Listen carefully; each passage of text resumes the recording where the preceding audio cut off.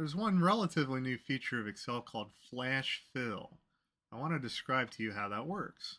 Basically, what it's saying, if we go to our chart practice or table practice, let's say we didn't like that hardware, dairy, and meat were lowercase. We want them to be uppercase. So I'm just going to type hardware,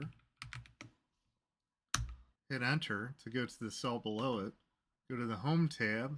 Over here, you see below the sigma, there is a fill button. I'll go all the way down. I can go to flash fill.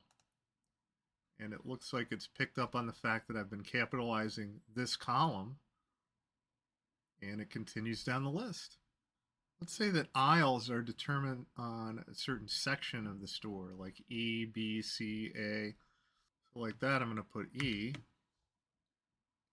or E7, hit enter, go back to my flash fill, and look, it's predicted exactly what I wanted to do. Like I said, Excel is very smart. A lot of times it can pick up what you want to do.